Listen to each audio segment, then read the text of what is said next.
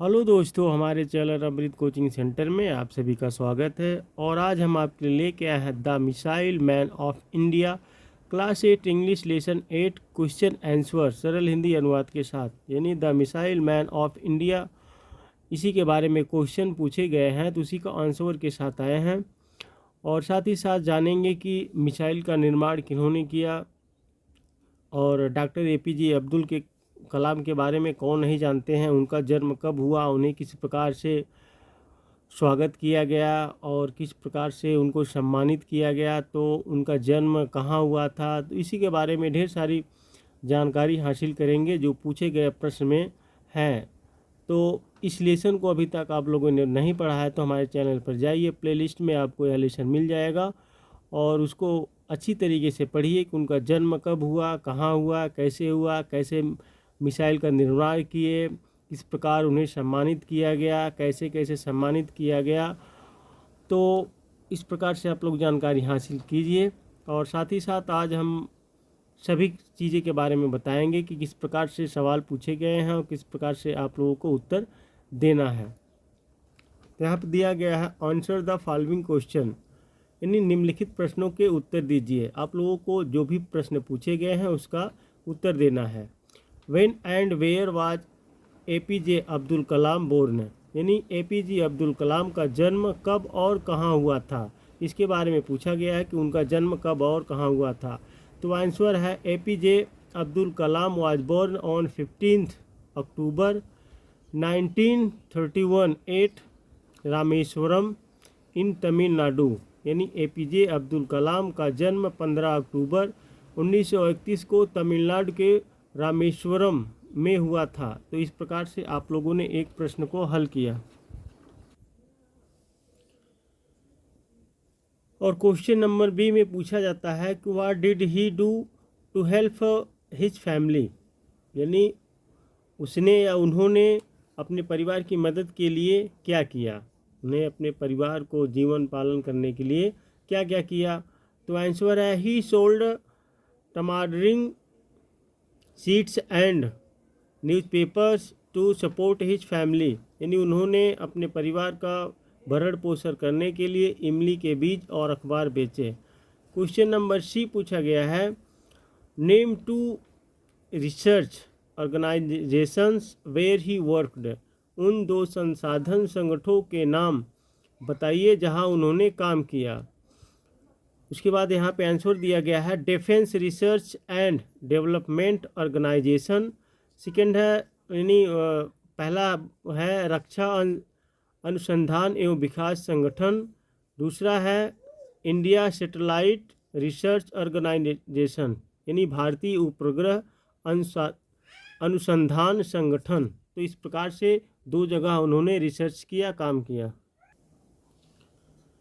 Question number D में पूछा गया है name the book in which he mentioned his dream of making India और डेवलपमेंट कंट्री, यानी उस पुस्तक का नाम बताइए जिसमें उन्होंने भारत को एक विकसित देश बनाने के नाम ने अपने सपने का उल्लेख किया है। उस किताब का नाम बताइए जिसमें उन्होंने भारत को विकसित देश बनाने का अपने सपने का उल्लेख किया है। तो आंसर है इंडिया 2020।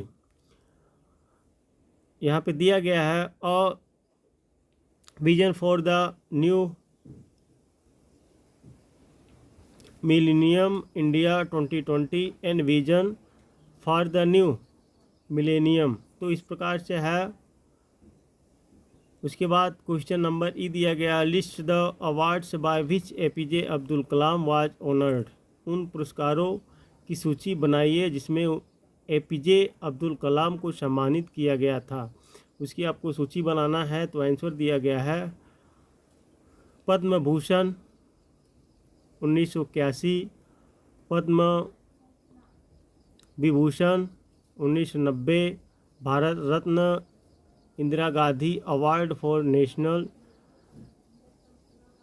इंटीग्रेशन 1997 में। 30 प्रकार से दिया गया है पद्म भूषण 1981 में, पद्म विभूषण 1990 में, भारत रत्न राष्ट्रीय एकता के लिए इंदिरा गांधी पुरस्कार 1997 में। क्वेश्चन नंबर एफ पूछा गया है why is doctor Kalam known as the missile man of India, यानी क्यों उन्हें मिसाइल मैन के नाम से जाना जाता है? डॉक्टर कलाम को भारत का मिसाइल मैन क्यों कहा जाता है? आंसर दिया गया है doctor Kalam is known as the missile man of India for his work on the development of ballistics missile and launch vehicle technology. तो डॉक्टर कलाम को बैलिस्टिक मिसाइल और लॉन्च वाहन प्रौद्योगिकी की विकास पर उनके काम के लिए भारत के मिसाइल मैन के रूप में जाना जाता है। तो यहाँ पे वर्ड पावर यानी शब्द शक्ति के बारे में जानते हैं। Complete the names of the missile, यानी मिसाइलों के नाम पूरे कीजिए। तो यहाँ पे इस तरीके से खाली स्थान होगा, उसको पूरा करना है। नहीं, पहला है अग्नि, दूसरा है पृथ्वी, तीसरा है नाग, चौथा है आकाश, पांचवा है त्रिशूल। इस प्रकार से यहाँ पे खाली स्थान है, तो यहाँ पे इसी चीज़ को भरना है।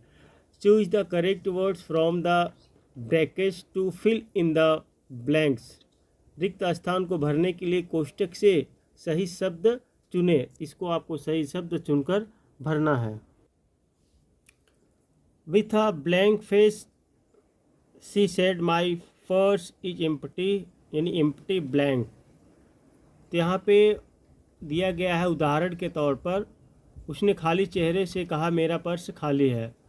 तो इस प्रकार से यहाँ पे भरना, यहाँ पे खाली रहेगा, यहाँ पे भरना है। तो इस तरीके से जो जहाँ जहाँ भरा गया है यहाँ पे दिया गया है। तो the principal of our school is a name of principals. तो हमारे स्कूल के प्रिंसिपल सिद्धांतों वाले व्यक्ति हैं। यहाँ पे दो चीज़ आपको भरना है, कौन से अक्षर को कहाँ पे भरना है यहाँ पे दिया भी गया है, तो इसमें सही चुन कर भरना है। दूसरा है little children have small hands. तो छोटे बच्चों के हाथ छोटे होते हैं, यहाँ पे लिटिल है और स्मॉल है। You should live in union because unity is strength. तो आपको मिलजुल कर रहना चाहिए क्योंकि एकता ही ताकत है। तो यहाँ पे यूनियन और unity. The handsome young man has a beautiful wife. सुंदर युवक की एक सुंदर पत्नी है। इस प्रकार से आप लोगों को भरना है। अब यहाँ पे दिया गया है लैंग्वेज प्रैक्टिस, यानी भाषा अभ्यास। तो fill in the blanks with the correct degree of adjectives. तो यहाँ विशेषण की सही मात्रा से रिक्त स्थान भरें। Birbal was a cleverer than the other minister. Birbal अन्य मंत्रियों की तुलना में अधिक चतुर थे। तो यहाँ पे क्लेवर है तो क्लेवरर हो गया than. The Everest is the highest peak in the world. Everest दुनिया की सबसे ऊंची चोटी है। तो यहाँ पे सुपरलेटिव दिया गया, हाईएस्ट होता है, यहाँ पे कंपैरेटिव होता है। तो क्लेवरर हो गया, इसमें ई आर जोड़ दिया जाता है, इसमें ई एस जोड़ दिया जाता है, और एक होता है डिग्री जो पॉजिटिव होता है। चीन इज़ द बिग कंट्री। चीन एक बड़ा देश है। तो यहाँ पे पॉजिटिव दिया गया है, किसी से तुलना नहीं किया गया है। Supriya is the tallest girl in the class. Supriya कक्षा की सबसे लंबी लड़की है। जहाँ पे सुपरलेटिव यानी सबसे लंबी है तो सुपरलेटिव लगा हुआ है, ई एस जोड़ दिया गया है। James is 2 years older than me. James मुझसे 2 साल का बड़ा। तो यहाँ पे कंपैरेटिव दिया गया है, तो यहाँ पे ओल्डर लग गया है। अब यहाँ पे पूछा गया add L Y to the words given in the box to from form adverbs and choose the correct adverbs to make meaningful sentences. यानी जोड़े क्रिया विशेषण बनाने के लिए बॉक्स में दिए गए शब्दों के लिए यल वाई, और अर्थपूर्ण वाक्य बनाने के लिए सही क्रिया विशेषण का चयन करें। यानी जो जो लिखा गया है उसमें आपको यल वाई जोड़ना है। 1 इज़ डन फॉर यू, जैसे क्विक लिखा है तो उसमें यल वाई जोड़ना है, क्विकली हो जाएगा। ही रैन क्विकली, शीघ्र वह तेज़ी से भागा। तो इस प्रकार से आपको बनाना है। तो यहाँ पे साइलेंट दिया गया है, ब्रेव दिया गया है, ब्राइट, नीट। तो इस प्रकार से केयरफुल है तो केयरफुली हो गया, नीट है नीटली हो जाएगा, ब्राइटली हो जाएगा, ब्रेव हो जाएगा, ब्रेवली हो जाएगा, साइलेंट है साइलेंटली हो जाएगा। तो इस प्रकार से जोड़ जोड़कर सही सेंटेंस को बनाना है। My grandmother prays silently, मेरी दादी चुपचाप प्रार्थना करती हैं। The sun was shining brightly, धूप तेज चमक रही थी। वी मस्ट ड्राइव केयरफुली, हमें सावधानी से गाड़ी चलानी चाहिए। शी राइट्स वेरी नीटली, वह बहुत सलीके से लिखती है, यानी बहुत सुंदर लिखती है, तो यह बहुत साफ साफ लिखती है। तो इस प्रकार से बनाना है। द सोल्डर फॉट ब्रेवली, सिपाही बहादुरी से लड़ाई। तो यहाँ पे bravely, carefully, silently, brightly, neatly, तो इसमें यल वाई जोड़ देना है जो जो यहाँ पे दिया गया है। अगला है rewrite the following sentence after inserting the necessary punctuation marks, यानी निम्नलिखित वाक्यों में आवश्यक विराम चिन्ह लगाकर पुनः लिखिए। विल यू हेल्प मी, तो यहाँ पे दिया गया, इसमें क्वेश्चन मार्क लगना चाहिए लेकिन लगा नहीं है, तो यहाँ पे लगा दीजिए आप लोग। विल यू हेल्प मी, क्या आप मेरी मदद करेंगे। उसके बाद Delhi is the capital of India, stand on the blanks of river Yamuna, तो इसमें कहाँ पे लगेगा, यहाँ पे Delhi is the capital of India, तो यहाँ पे कॉमा लगाना है, तो आप कॉमा लगा दीजिए। Stand on the bank of river Yamuna, Bharat की राजधानी दिल्ली यमुना नदी के तट पर स्थित है। How beautiful the sky is, यहाँ पे पंक्चुअल मार्क्स नहीं लगा हुआ है, आश्चर्यचकित जताते हैं। तो how beautiful the sky is, यहाँ पे विस्मयबोधक लगा है, तो how beautiful the sky is, आकाश कितना सुंदर है।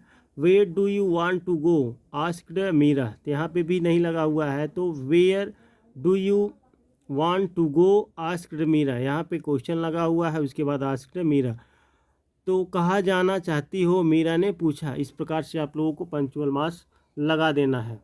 तो उम्मीद करते हैं इस कहानी का पूरा आंसर और उत्तर अच्छी तरीके से समझ में आया होगा। तो वीडियो पसंद आए तो लाइक कीजिए, और इस तरह की ढेर सारी वीडियो देखने के लिए हमारे चैनल को सब्सक्राइब कीजिए, और अपने दोस्तों तक शेयर ज़रूर कीजिएगा, ताकि जिन्हें पढ़ना या समझना ना आता हो वो भी आसानी से पढ़ सके और आगे बढ़ सके।